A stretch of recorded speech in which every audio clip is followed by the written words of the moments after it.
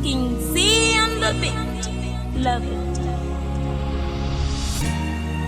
Fashion expression. Kana uri real show na zviomberere.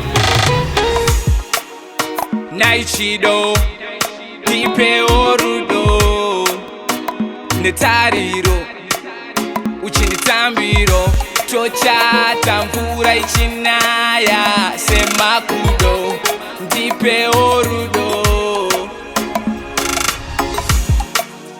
naichido ndipe orudo netariro uchinditambiro tochata mvura ichinaya semakudo ndipe orudo ndipe orudo ini ndoda ugare pedyo neni usaende kure neni kwaunoenda endawo neni nyangwe ndisipo moyo mako ndirimo uchindifungawo kwandiri ndokusuwawo kugarisa ndisina kuona handingavhare but ndokuona zvinoti ndipururuke pauri handisuduruke naichido tipe orudo netariro uchinditambiro tochata mvura ichinaya semakudo ndipe orudo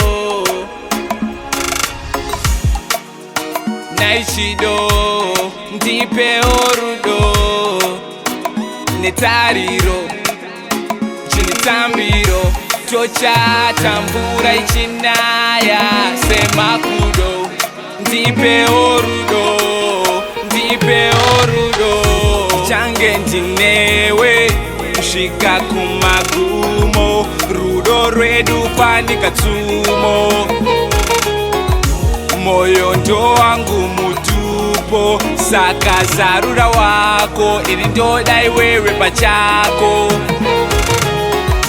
vanovenga ndezvekwavo hameno havo koze susu hatinei navo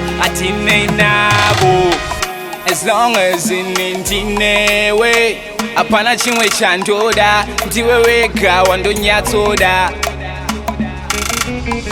kunaka meno wakatodzani kunyanya wakapodani mwanasikana wakakosha ukandisiya ndinopara iri mosha. But I'll never put my hand on you. I'll bring a pen, phone for you. You're the reason why I'm writing love songs. I wanna do you right with no wrongs. Here to stay, never leave. Always here, never gone. I won't turn my back on you. I always respect and love you. You the one I wanna marry, my Halle Berry. The one I wanna cherish you the day I perish. I hope one day when I make it, I take you to Paris to eat something French. Naichido tipe orudo netariro uchinditambiro tochata mvura ichinaya semakudo ndipe orudo naichido ndipe orudo netariro uchinditambiro